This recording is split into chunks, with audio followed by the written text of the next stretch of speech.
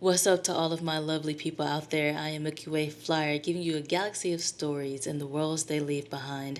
I just wanted to take this time to say that I saw the Superman movie yesterday and it was wonderful.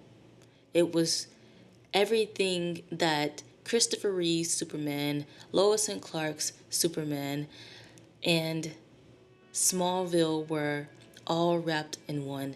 This Superman exhibited a whimsy personality, a quirky personality as Clark, but didn't seem fake with it. It didn't seem pompous. It didn't seem like just an act he was putting on.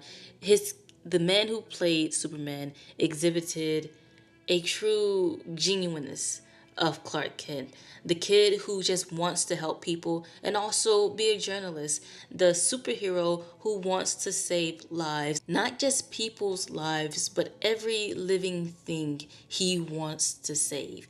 And this movie reminded me just how much I love Superman as a superhero. And I don't mention Man of Steel in the list of movies of Superman, mainly because the movies weren't just not good. There was more to that than them not being good. The Man of Steel, he seemed too perfect. He seemed like he had it all together, and it was quite dramatized. It was as if he took himself too seriously. He knew that he took himself too seriously, but he was okay with being serious. This Superman that we see in the movie, he seems like a kid at heart, wanting to do good, but just not knowing exactly how to do that. And also just a guy who loves his friends, who loves Lois Lane, and gets to save the day at the end of the day, you know? He does that well. He showcases the goodness and the kind-hearted Superman really well as the quirky fun side guy who likes to make jokes with Lois Lane and likes to tease her and the people around her. And we got to see Perry and Jimmy and the Daily Planet. Everything just screamed Lois and Clark. I love that TV show so much, and I could see bits and pieces of that TV show in this movie, and it was epic. Not to mention Mr. Terrific. I'm one of the people who saw the Arrowverse Mr. Terrific and wasn't quite satisfied with Curtis and his transformation.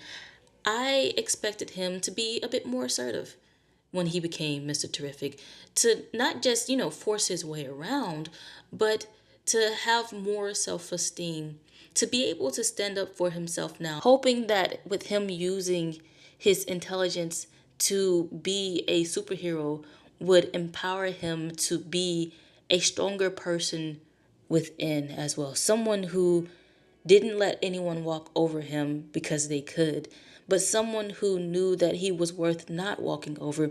And I never quite saw that inner strength in Curtis in the Arrowverse when he became Mr. Terrific. However, the movie Mr. Terrific, he seems quite sure of himself in the best way possible. He knows who he is. He's not ashamed of who he is. He has that quiet strength that gets let out in that beautiful, fantastic fight scene that he had.